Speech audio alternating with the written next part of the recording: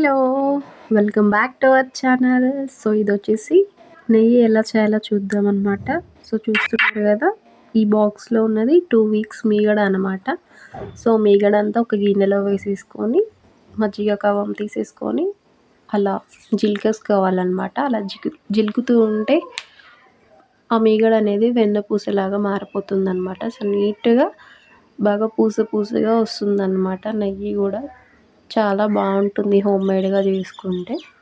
So, అలా చూస్తున్నారు గదా! అలా మంచిగా వెన్నపూస వస్తుందనమాట. ఆ కవ్వంలోది మొత్తం ఇంకా తీసేసుకొని ఒక గిన్నెలో వేసేసుకోవాలి. మీగడ మొత్తము గిన్నెలో వేసేసుకొని ఒక 2 టైమ్స్ అలాగా వాష్ చేసేసుకొని వేరే గిన్నె తీసేసుకొని స్టవ్ మీద పెట్టేసుకోవాలండి. హై ఫ్లేమ్‌లో పెట్టకూడదనమాట. హై ఫ్లేమ్‌లో పెడితే ఏంటంటే పొంగొచ్చేస్తదనమాట. పొంగొచ్చేస్తే ఆ నెయ్యంతా కింద పడిపోతది.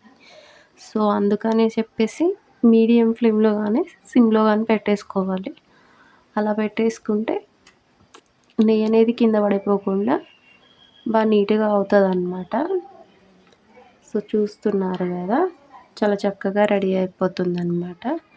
సో, అలాగా నెయ్యి మొత్తము రెడీ అయిపోతుందనమాట.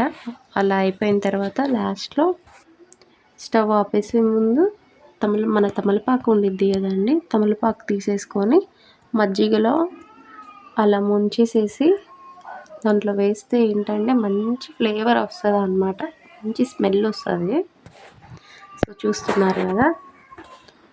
ఈ ప్రాసెస్‌లో చేస్తే ఏంటంటే గిన్నె అనేది కింద అడుగంటకుండా ఉండిద్దనమాట. మనకి క్లీన్ చేసుకోవడానికి కూడా చాలా బావుండిద్ది.